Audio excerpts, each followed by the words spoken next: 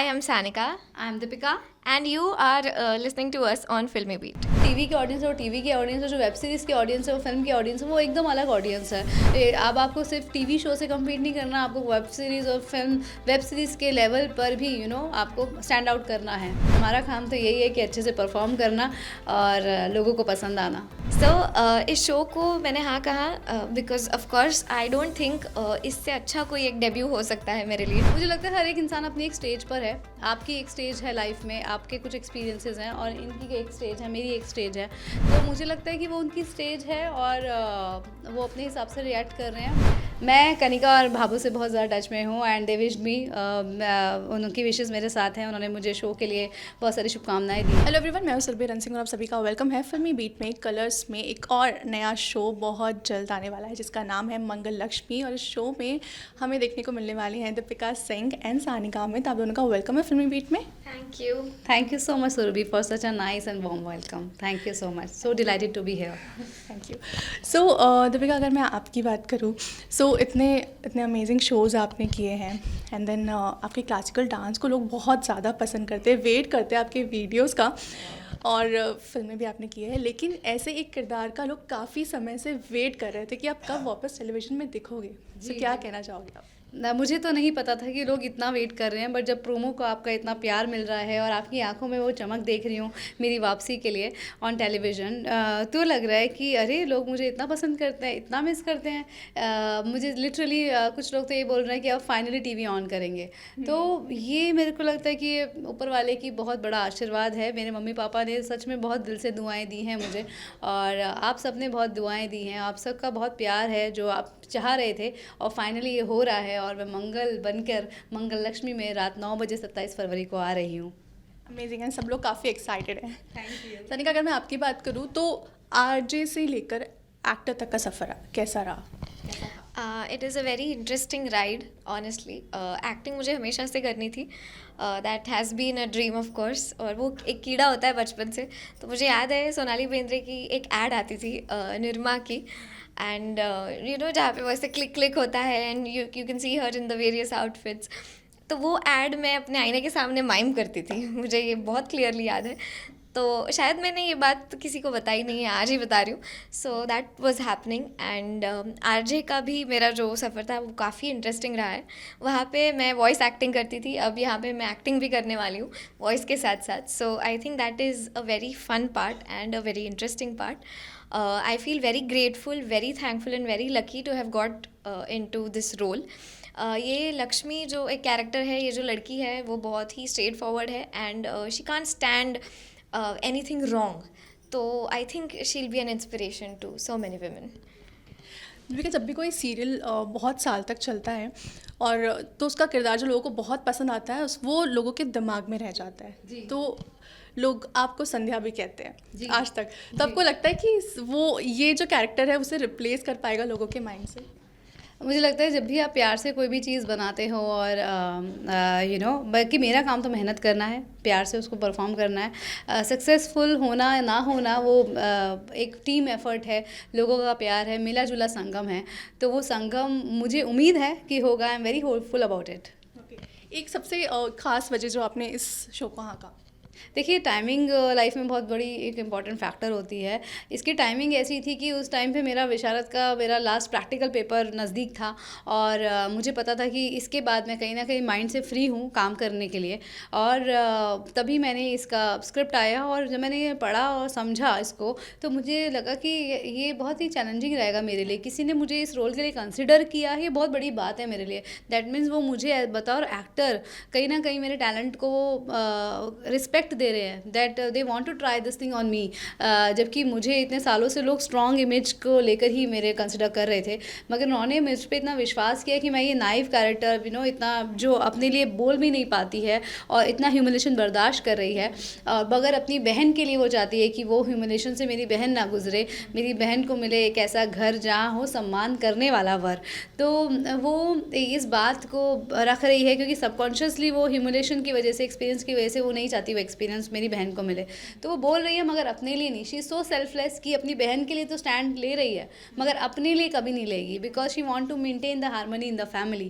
तो and she is the strong backbone of the family. उसके काम को कभी सराहना नहीं मिलती है, कभी क्रेडिट नहीं मिलता है, बट उसको उससे कोई फ़र्क नहीं पड़ता, because she is a spiritual person also. वो माता रानी में बहुत बिलीव करती है और बहुत ही ट्रेडिशनल कुक है, अच्छा खाना बनाती है और सब कुछ अच्छा करती है, मगर फिर भी कहीं ना कहीं मैरिटल लाइफ में वो ब्लिस नहीं है, वो प्यार नहीं है, मगर चाहती है कि वो प्यार, वो सम्मान मेरी बहन को मिले। तो ये जो चीज़ें हैं मैंने कहीं ना ये अपने आसपास देखी हैं। एक इंडियन वीमेन को जब वो घर संभाल रही होती है तो वो स्पेशली वो क्रेडिट नहीं मिलता है, और चाहे वो वर्किंग वूमेन क्यों ना हो। वर्किंग वीमेन से भी बहुत सारी चीज़ें एक्सपेक्ट की जाती हैं, that we are inbuilt to do those things. तो मुझे लगता है ये कैरेक्टर जो है रिलेट करेगा हर एक इंडियन वीमेन से, चाहे वो होम मेकर है चाहे वो वर्किंग है। तो जो कि मुझे बहुत रिलेटेबिलिटी लगी इस कैरेक्टर से कि if I pull this off, अगर मैं अच्छे से कर लूँगी तो it gonna be a successful character in the show. And ऐसे किरदार को लोग काफ़ी ज़्यादा पसंद करते हैं। मैं अगर पूछूँ दिया और बाती के समय से लेकर अब इस शो तक OTT आ चुका है, काफ़ी कुछ चेंज हो चुका है। सो आपको लगता है कि उतना अटेंशन टीवी को लोग देते हैं? डेफिनेटली, बिकॉज टीवी शोज़ काफ़ी अच्छा वर्क कर रहे हैं, जो अच्छा चल रहे हैं, जिनका अच्छा कंटेंट है, और येस डेफिनेटली उनकी TRPs बाकी वेब सीरीज़ और उन सब से ज़्यादा ही है। तो जो टीवी की ऑडियंस है वो टीवी की ऑडियंस है, जो वेब सीरीज़ की ऑडियंस है वो फिल्म की ऑडियंस है, वो एकदम अलग ऑडियंस है। तो टीवी की ऑडियंस बीच में भले ही कहीं गई थी, बट वापस से कहीं ना कहीं they are watching TV shows. And now तो एक अच्छी बात ये हो गई कि उसी प्लेटफॉर्म पे वेब सीरीज़ भी, उसी प्लेटफॉर्म पे टेलीविजन शो भी है, मगर जिम्मेदारी एज एन एक्टर बढ़ जाती है कि you perform so natural that you know कि लोग वेब सीरीज छोड़ के आपके शो पर आए। तो वो एक चैलेंज एज एन एक्टर बहुत बढ़ गया, बिकॉज नाउ ऑडियंस की प्लेटर में बहुत सारी चीज़ें हैं, तो एज अ कंपटीशन बहुत ज़्यादा बढ़ गया है। अब आपको सिर्फ टीवी शो से कम्पीट नहीं करना, आपको वेब सीरीज़ और फिल्म वेब सीरीज़ के लेवल पर भी आपको स्टैंड आउट करना है कि you have to popular on OTT also and on television also. पर मेन थिंग तो ये होती है कि टेलीविजन पे आपकी अच्छी TRPs आए, बट एज एन एक्टर वो कोई स्ट्रेस नहीं है, वो प्रोड्यूसर और चैनल का स्ट्रेस है। हमारा काम तो यही है कि अच्छे से परफॉर्म करना और लोगों को पसंद आना। Sanika, same questions for you कि आपकी एक खास वजह इसे हाँ कहने के लिए, एंड दूसरा OTT आने के बाद आप क्या सोचते हो कि कितना कुछ चेंज हुआ है? आंसरिंग योर सेकेंड क्वेश्चन पहले, OTT आया है, डेफिनेटली उसका ऑडियंस अलग है, टीवी का ऑडियंस अलग है, और मुझे ऐसे लगता है कि कोई भी शो अगर तुम्हें कुछ मैसेज देता है और अच्छा मैसेज अगर सोसाइटी में दे जा रहा है, जहाँ पे जो किरदार है, जो कैरेक्टर्स है वो रेजोनेट कर पा रहे हैं, तो कहीं ना कहीं वो शो सक्सेसफुल होता है। That is there. सो इस शो को मैंने हाँ कहा because of course I don't think इससे अच्छा कोई एक डेब्यू हो सकता है मेरे लिए। लक्ष्मी जो कैरेक्टर है वो काफ़ी सानिका से मिलती जुलती है in so many aspects, of course not completely but yes in many aspects. And very honestly, जैसा मैंने कहा, एक्टिंग वाला कीड़ा तो पहले से ही था। A girl from Nashik has come to Bombay. I hope this city opens its arms and welcomes me. वो तो ऑलरेडी कर चुके हैं, सेट पे तो ये सारे लोग कर चुके हैं। My coactors are very good and I am really looking forward. And मैं ये कहना चाहूँगी ये शो सिर्फ एक सोशल मैसेज, एक मोटिवेशनल या एक मैसेज जैसा नहीं है। It's a complete platter of entertainment. Every shade, every character is bringing something and very relatable. It has a humour also in a very subtle way. It is a So family entertainment and it's a show. family drama, so it has every shade. It's not like a motivational Correct. something which gonna change you as a person. No, it's not like that, but it is a very relatable character, relatable story where you feel that this is your own story that happens at your place also. So it has a relatability. और when you because हम देखिए TV देखते हैं तो हम entertainment के लिए देखते हैं, और वो आपको यहाँ पे भरपूर मिलने वाला है, अच्छी परफॉर्मेंसेज मिलने वाली हैं, अच्छी स्क्रिप्ट, अच्छे सीन्स मिलने वाले हैं। तो वो उसका वादा मैं आपसे कर सकती हूँ, और साथ ही साथ प्यारा सा मैसेज भी है कि हमको मिले चुटकी भर सम्मान। ओके, दीपिका, आप क्लासिकल डांस करते हो। ये सवाल मैं इसलिए पूछ रही हूँ कि मैं भी एक क्लासिकल डांसर हूँ।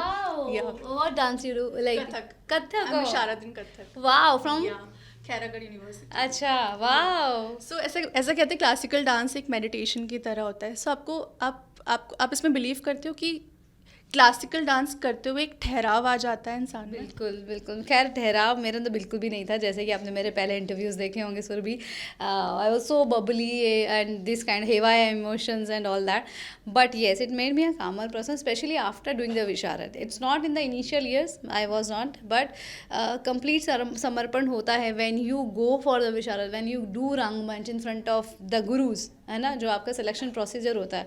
तो सबको नहीं पता कि how tough it is, you know, theory बहुत होता है, लोग सोचते हैं क्लासिकल डांस में क्या थ्योरी होता है, तो it's a tough thing, but I think one should try out, चाहे तो क्लासिकल म्यूज़िक चाहे तो क्लासिकल डांस, एक बार हमें अपने बच्चों को उससे रूबरू ज़रूर करना चाहिए. सानिका ने भी क्लासिकल म्यूज़िक में ट्रेनिंग ली हुई है, तो मैंने क्लासिकल म्यूजिक में नहीं ली हुई है, मेरी she mama told me is music विशारद हाँ. एंड यस, तो ऑब्वियसली उसके- मम्मा इज उससे विशारद, मैंने तो सीखा वो गुण हुआ तो है. आता ही है, तो but she is introduce with the music, she is a good singer.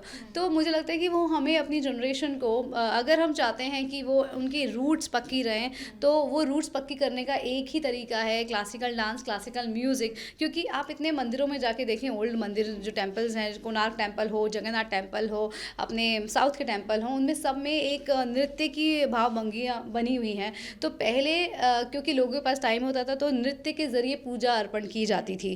That is a integral part of puja, of morning puja, evening जो इवनिंग की पूजा होती है उसका, तो that means a part of meditation. You know, it's a spiritual practice which one do. तो definitely when you do a spiritual practice, वो automatically आपको कामर, आपका स्ट्रेस को मैनेज करती है, आपको एक दृष्टि देती है कि कहाँ पे आपको नवरसों से दृष्टि देती है कि अगर कभी आप जेलस फील कर रहे हो या कभी आप यू नो हेवाया इमोशन, तो कौन सा रस है और इसको मुझे इतना ही रखना है, ये एक इमोशन आया है बट इसको मुझे थर्ड आई से देखना है.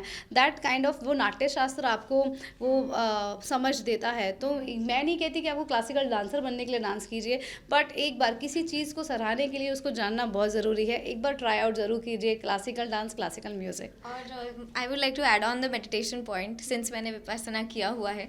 मेडिटेशन कोई भी फॉर्म में हो सकता है, like it can be dancing, it can be this, emotions तो बहुत सारे हैं, और yes it definitely helps you to keep that in check.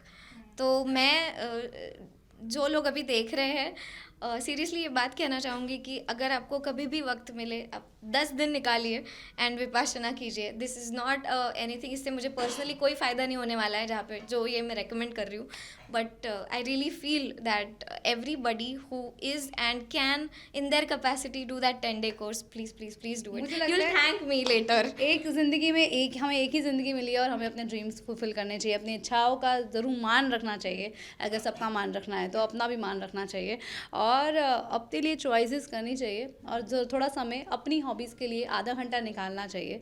अगर हम अंदर से खुश हैं ना, तो हमें सब में अगर कुछ त्रुटियां भी हैं ना, तो भी हम मैनेज कर जाएंगे, बिकॉज हम अंदर से खुश हैं.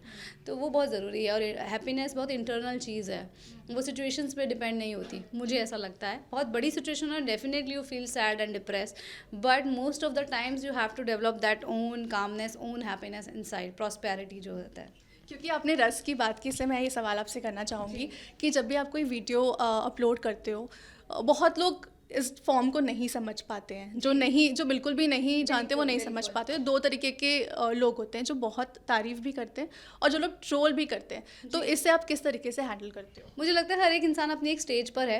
आपकी एक स्टेज है लाइफ में, आपके कुछ एक्सपीरियंसेस हैं, और इनकी एक स्टेज है, मेरी एक स्टेज है. तो हर इंसान अपनी स्टेज और अपनी लाइफ एक्सपीरियंसेस के हिसाब से रिएक्ट करता है.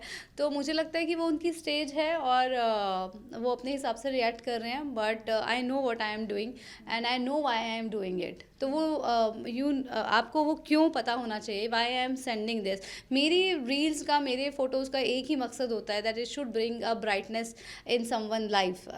That's why I am doing it. तो that why is very clear to me.